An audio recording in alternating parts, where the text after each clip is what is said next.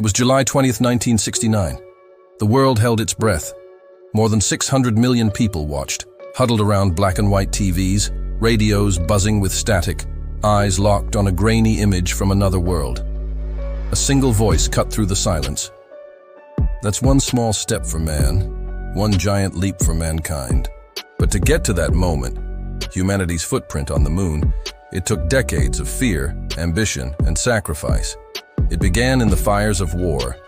In 1945, World War II ended. But peace didn't follow.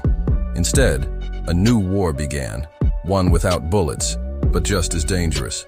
The Cold War. The Soviet Union and the United States became locked in a deadly game of who gets there first. First to build nukes, first to reach space, first to prove they were the future. In 1957, the Soviets struck first. Sputnik, a metallic sphere no bigger than a beach ball. But it beeped from orbit, and that beep echoed like a siren through American fear. The space race had begun. The next blow came fast. Yuri Gagarin, April 1961. The first human in space. A Soviet, a hero, and a wake-up call. The US had to respond. So on May 25th, 1961, President John F. Kennedy stood before Congress and made a promise that sounded like science fiction.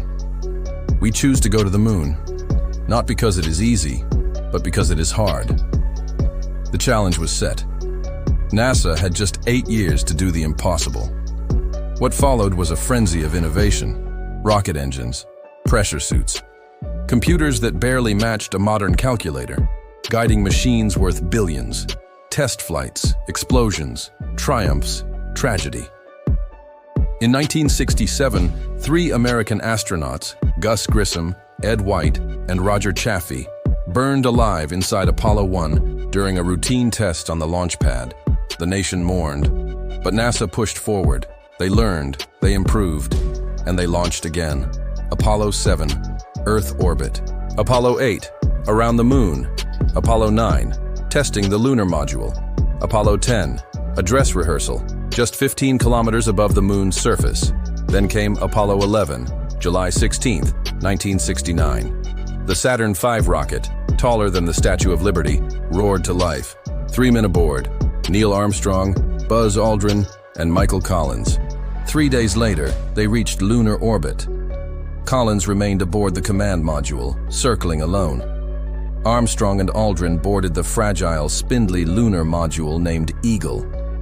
As it descended, alarms blared. The computer overloaded. Armstrong took manual control. Fuel was running low, less than 30 seconds remaining. But then, "Houston, Tranquility Base here. The Eagle has landed." Earth erupted in cheers. But the real moment came hours later.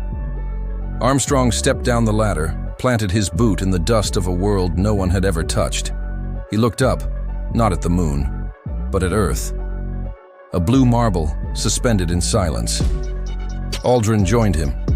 They planted the flag, collected samples, left behind instruments, and a plaque. "We came in peace for all mankind." They stayed just 21 hours on the moon, then they returned. Re-entry through Earth's atmosphere was like falling through fire. One small mistake, and they'd never make it back. But they did. On July 24th, 1969, the capsule splashed down in the Pacific Ocean. Heroes, legends, immortals. The moon landing wasn't just about rockets or politics.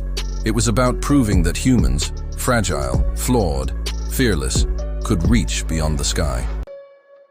They did something no one thought possible. They turned the impossible into history. And in doing so, they reminded us, even in our darkest hour, we can still reach for the stars.